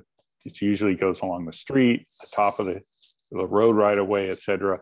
But as far as where it is directly associated with the fire department and police building and that site and that parking, we'll be moving that until we determine what is the most appropriate location of it for both the project and for the city. So that if it becomes a completely separate defined parcel, and it has not been defined as of yet it's a loose boundary at this point, and it'll be more clearly defined as we proceed through the process. Great, thank you. Jessica Tall, you're next. I'll send you an unmute button. Go ahead and unmute yourself. Hi, thank you. I am a local teacher. I live and work in Mill Valley. I teach at the middle school, and I really wanted to appreciate what Mr. Kelly said, mentioning teachers specifically. I just want to also ask why there aren't buy options in this scheme, particularly if you're going to try to have people become permanent residents and build a life here. I would also encourage the city to come up with some schemes that would be directly targeted toward teachers, firefighters, and police officers that work in the area and other people who work in the area. I just want to allay, citizens' fears that, the teachers that work here are highly educated people. I went to UC Berkeley. Someone mentioned UC Berkeley, and why didn't we, use them for polling? I went there. I graduated from there. So I just want to allay the fears. I think there's a lot of fear about who would access some of these resources, and I want to assure citizens that, we're among you right now. At least I can speak for myself. I live and work here. I've lived in the Bay Area for over 25 years. I'm a contributing member of society. And I feel like, there is a housing crisis. And I personally am open to all input from every citizen so that we can come up with a solution that makes Mill Valley a great place to live and work. And I feel really strongly about that. And I thank you, Mr. Kelly, for mentioning teachers specifically. But I do want to ask the question of why ownership isn't a possibility, and can we move in that direction? Thank you very much, everybody. Great, thank you. Bianca, would you mind answering the question about ownership versus rental? Well, the RFP that we responded to was specifically for affordable rental housing, but definitely a part of that mix, or that is needed to meet all housing needs. There is space for affordable home ownership. However, I don't think that this is the site for that specifically. Can I also just chime in? Let me start my video. I'd like to also point out that the city of Mill Valley has not had a rental project in quite some time. We do have various private ownership parcels that have been developed, and then basically creating townhouses. There is a component of affordability and below market rate housing that is stimulated through the private development that typically tends to be owner and for sale. So we have not seen a rental project in Mill Valley since I've been here, and that's been about 15 years. Great, thank you. Gabrielle, you're next. I'm gonna send you an unmute button. Go ahead and unmute, ask your question. I think I'm unmuted. I would like a little more transparency on the financial modeling to understand what it would take to keep the unit density lower to fit in the neighborhood. What would that underwriting look like? Great, thank you.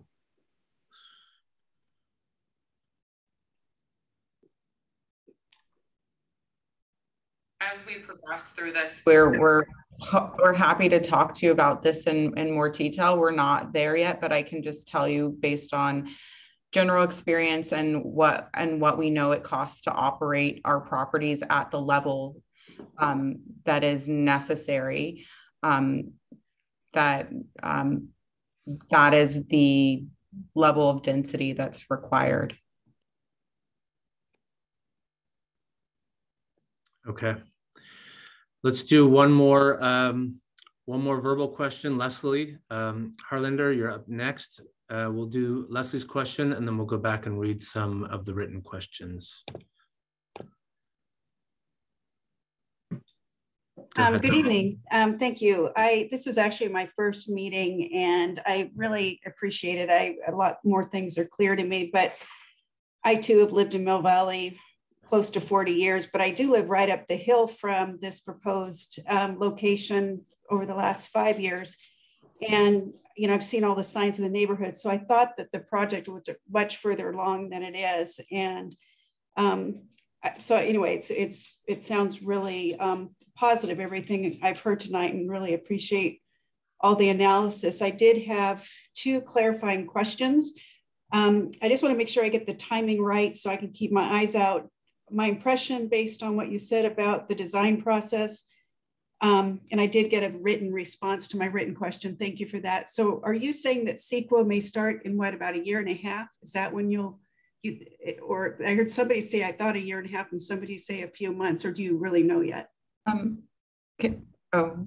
So before you can do a CEQA analysis, you actually have to have a scoped project. So you need to know how many units you're going to have and what the size of the building is going to be and those sorts of things. And so we can't get there until we've gone quite a bit further into the design process. But what is happening at this moment is some of those initial environmental surveys that allow us to figure out if we have a viable project. So those things look at like the land itself, and then to look at traffic patterns in the area and things of that nature to see what those impacts would be. Okay, good. Thank you. And this other question, and you can just direct me to your website if you have it. Do you have some sort of a schedule on your website of when public participation will be afforded? Again, I'm late to the game and I apologize. You can just point me to the website if it's there. If it's not open.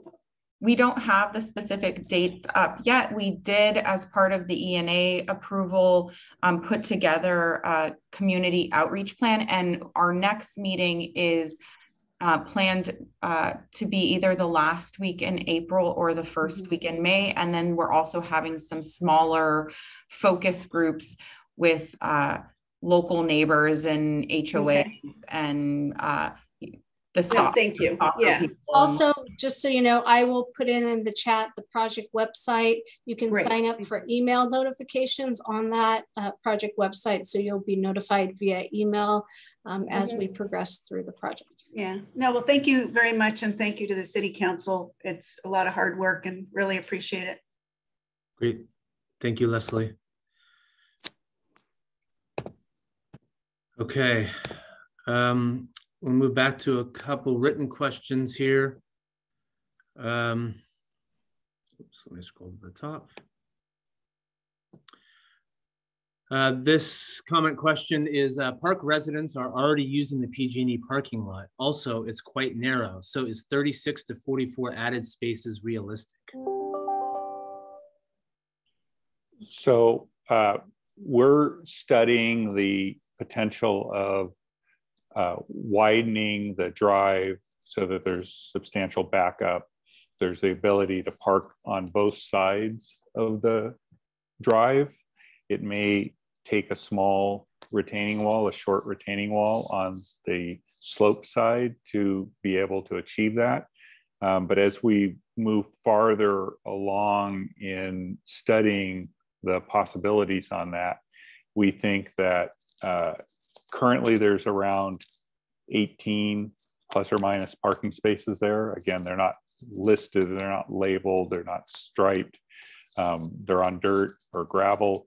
And that even if you just kind of flip those over and said they had the same number on the other side, that would be about 36, and there could be a few more if we can organize it appropriately and have handicap accessible spaces, et cetera. So we're thinking that we're somewhere between the 36 and 44 spaces that we generally outlined in total, not all new, but in total.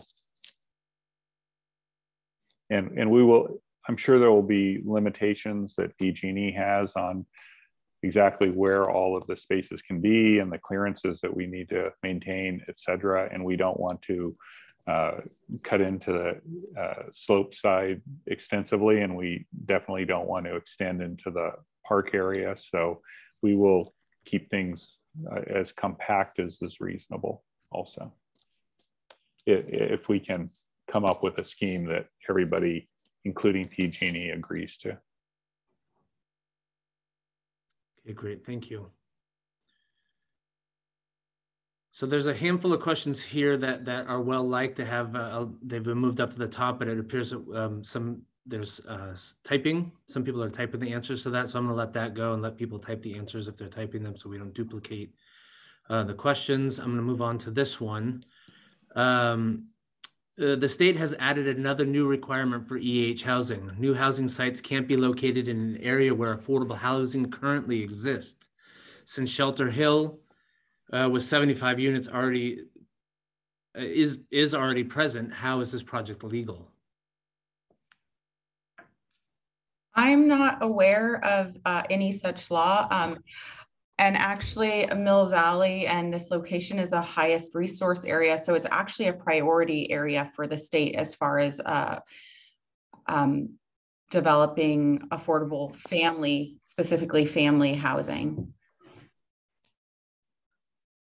And Bianca, is that because of proximity, the location to it's actually schools, parks? Exactly, and it has to do with the quality of those things, and it has to do with the actual income and scores of the schools in that area. And so Mill Valley is a high resource area, and for state funding, they're really prioritizing spaces that are high resource areas. When we're talking about concentrating affordable housing, really we're talking about the concentration that has happened in low income communities where we've seen adverse outcomes. And so really we're trying to move to creating more affordable housing in high opportunity areas like Mill Valley. And I think the comment might have to do with the new fair housing regulations. And we are evaluating affordable housing and opportunities of having affordable housing at every income level dispersed throughout our community. And that is occurring through the housing element process as well. So there's opportunities with accessory dwelling units, as well as ownership projects of multifamily new buildings that build have to also include lower income in the new units. So those are called inclusionary housing projects. So there's a diversity of ways in which we incorporate basically below market rate housing in our housing stock. Okay, great, thank you. The next question here, we'll do maybe one or two more. And then, well, I'm gonna do three. I'm gonna put two of these together in one question, and then I'll do another written question, then we'll switch back to live attendees. And just as a time check, it's a little after 8:15. Okay, so these two questions I'll read together. What will be the actual acreage of this development, and what will be the building footprint? And then along with that, how high a building in stories do you think is compatible with the neighborhood? So maybe those two about building size, acreage, and we can answer together. Well, I mentioned earlier that the site hasn't been completely defined, but it's probably going to be in the range of 1.5 to 2 acres, and probably in the middle range of that. As the overall site, if it extends from the street to the street, all the way to the intersection and to up against the fire department parking, it'll be somewhere in that range. And I think that a reasonable scaled building will be between 3 and 4 stories, and we'll have some articulation and steps and stepping and different roof forms and things like that, but we haven't really gotten there yet. But I think that's the general range that I would anticipate a development being, which is consistent with, say, the example of a project in Novato that we talked about, which was 3 stories. A larger parcel allowed for some surface parking, so it didn't have structured parking. And then similarly, the Fairfax building is 4 levels as well. So, and it fits nicely into the community there. They were very concerned about how it would appear both from the street and from other viewpoints. And so we showed them images from different vantage points so that they would eventually felt very comfortable and supported the development wholeheartedly. Terrific, thank you. Okay, one more written question, and then we'll go back to attendees who have raised their hand. In that order will be Colleen Cellini first, and then Eric Bendoglass. Okay, so this written question here from Ramona Ray says, I'm curious, all these questions are focused on the park and access by kids and parents. How about those of us who live here? We use the park, yes, but we also use the surface streets to get around. The traffic congestion is at its limit. Will you be addressing this?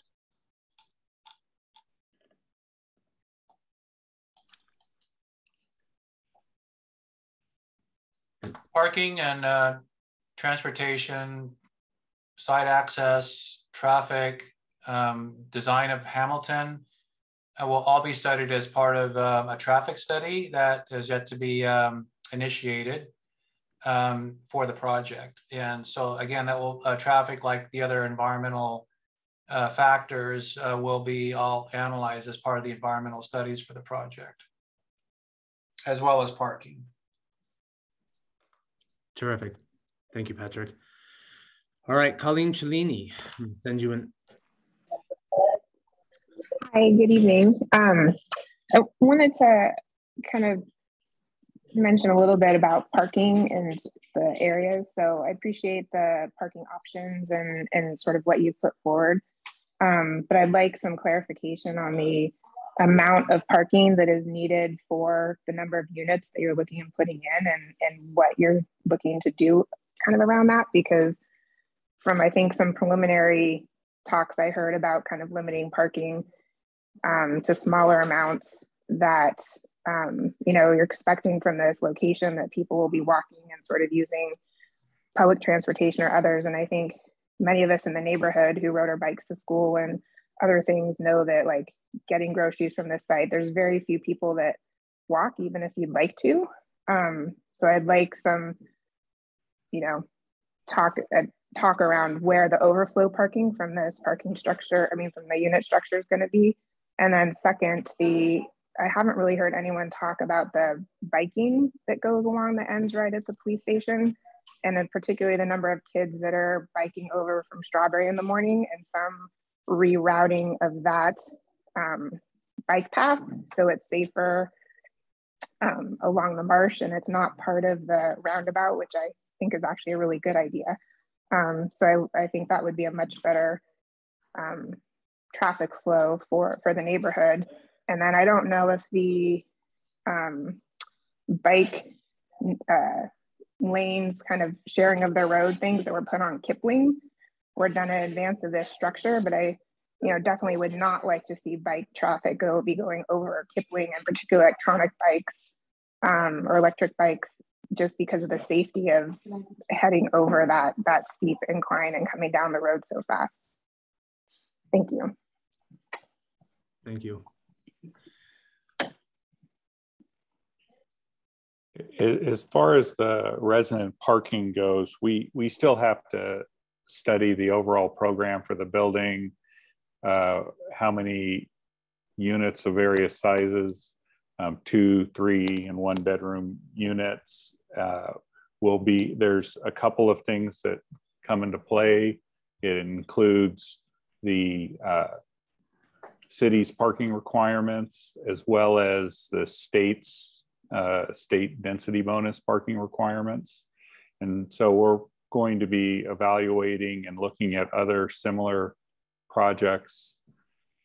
We frequently look at other similar projects and EAHs or clients' portfolio to evaluate the need for parking. And nobody wants to have not enough parking. So we will be working on that, as well as bike facilities incorporated into the project so that there's ample location for bike storage for residents to be able to store their bikes in the building, and issues such as that. And I'm sure that CEQA will be looking at the overall transportation and circulation strategies as well. And we will talk to the property manager at Shelter Hill, and we will look at how things are operating over there when making an evaluation. And as Rick mentioned about biking, we're actually required to have one-to-one bike parking. So there'll be a room for bike parking on the site as well, should it move forward.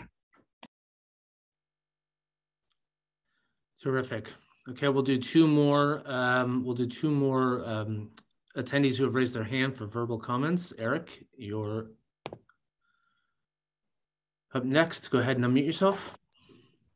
Great. Can you hear me? I can. Yes. Thank you. Go ahead. Thank you. I am a resident of Enchanted Knolls in Mill Valley, and I'm supportive of affordable housing, and I'm quite proud of the fact that the vast majority of the affordable housing units in Mill Valley right now are in our neighborhood. And I believe that our neighborhood should continue to be part of the affordable housing solution for Mill Valley. That said, with all due respect to Rick's design genius, trying to cram 40+ units into the flat part of this lot, which is going to result in a high rise, is not even close to being in keeping with the scale and density of the surrounding neighborhood, including all of the other affordable housing in this neighborhood.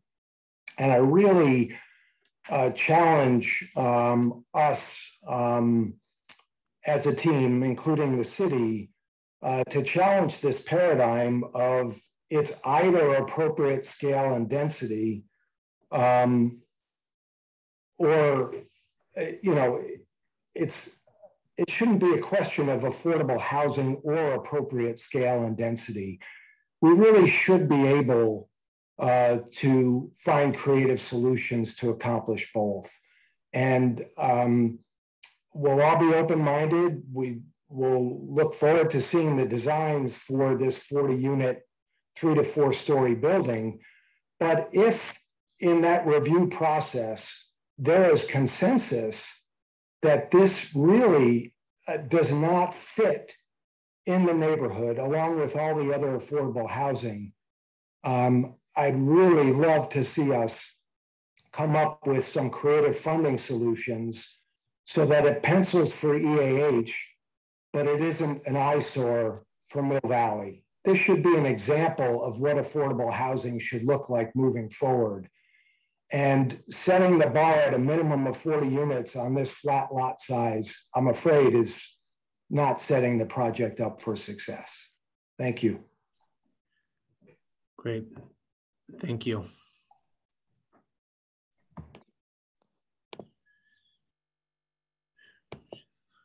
Okay. And all right, next is David. Send you an unmute button. Go ahead and unmute yourself. Yes, thank you. Would like to request for the next meeting that Kathy Macy, your CFO, can attend and just provide a little bit more detail about the financial viability. Personally, I've talked to other developers who said that under 40 units is financially viable.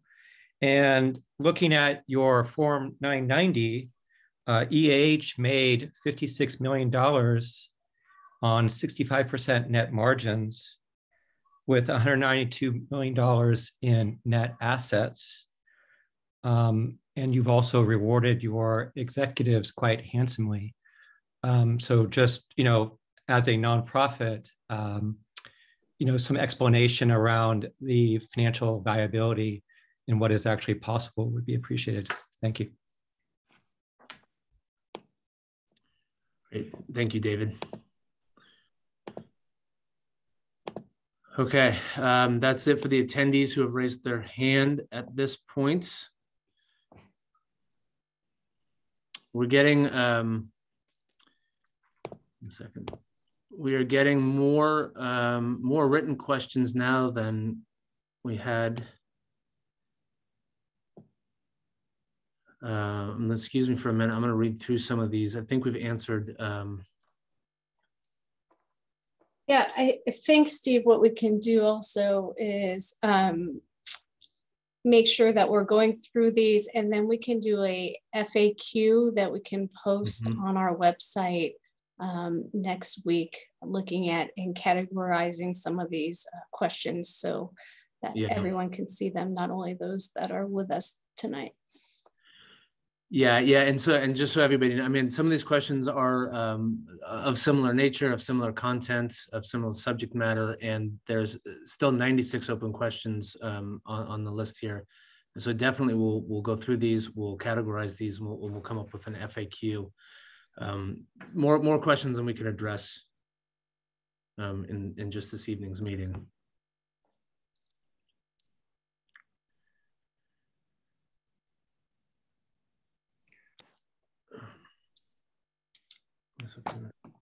So with that, do you want, seeing that it's 8:30, maybe we should, do you want to take, are there 2 more questions or so that we want to, maybe they could be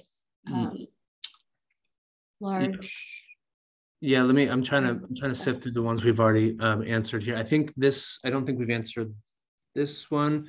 Okay, in all fairness, the city should identify and similarly commit to building 40-unit developments in locations in other neighborhoods in Mill Valley. This one project cannot address all the housing needs. If smaller than 40 units is not viable, does that mean no other projects will be developed in Mill Valley? So we're working on a sites inventory to fulfill, again, the regional housing requirement for Mill Valley. And to fulfill the requirement, housing will be spread out throughout the city. So we have areas, actually opportunity sites, for example, Miller Avenue. Our planning commission just considered a project, an 8-unit project on Tuesday on Lameda Drive. We have preliminary proposals on Miller Avenue. We have a project on West Blythedale, just west of Camino Alto. So again, to fulfill Reno, we're also identifying opportunity sites in downtown, office conversions to fulfill our housing need. So the housing indeed is not concentrated here in this neighborhood. And certainly one project, it will certainly not even come near to meet our regional needs. So we're seeing it spread out throughout our city to fulfill our regional housing need, but according to our sites inventory. John, just a couple other points you would make here is that the regional housing needs allocation, the RHNA, has requirements at various levels of income. And while this project is 100% low income, there are other ways that you can develop low income projects. All those ones that Patrick just mentioned are market rate multi-use housing. And we as a town have had a rule in place for quite a few years now, maybe 5 or 6 or 7, that requires a 25% infill. So if you have an 8-unit building, 2 of those units would have to be low income. That's another way to develop low income housing. Low income housing doesn't kind of land from the sky. It's got to be financed, right? So these 100% low income housing projects, as described earlier, are financed through those various tools, which include federal or state money and the like. You have a 25% infill is another way to generate lower or moderate income housing.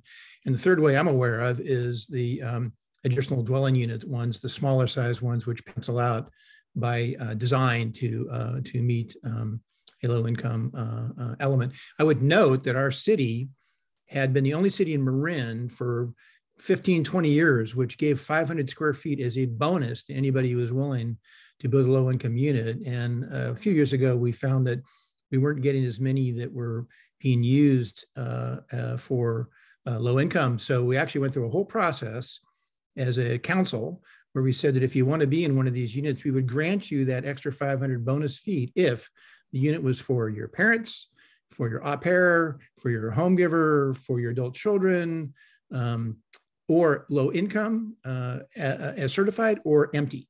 We went all the way through that process and we got to the very end of that, which would have been beneficial for our city and fair for our community.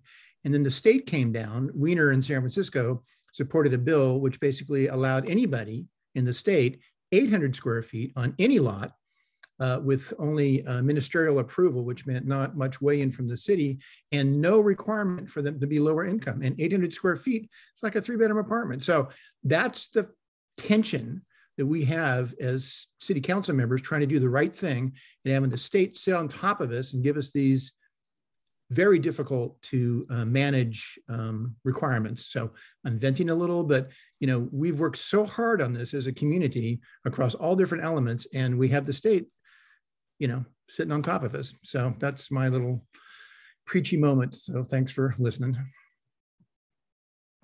Great. Thank you, Mayor. Okay, there's a couple comments here again around technical studies and biological studies, and so when those are done and when they're finished, they'll be made available.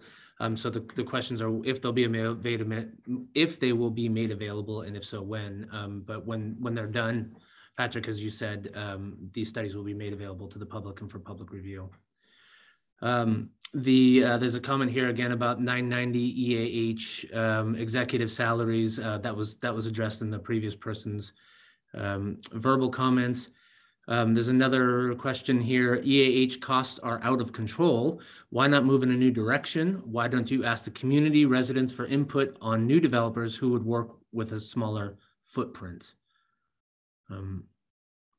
I can start with that. We did have we did go out for a request for proposals. We did ask that question. We received, one proposal back. Financing is different now.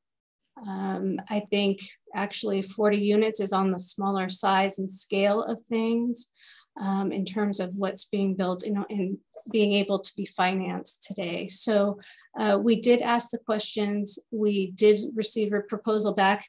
We're really excited and happy to be working with EAH Housing. And there's interest in trying to provide some housing for the local community at below market rate housing that the community can afford. Great, thank you, Danielle. We have one person who's raised their hand, so go. Oh, they've just taken their hand down.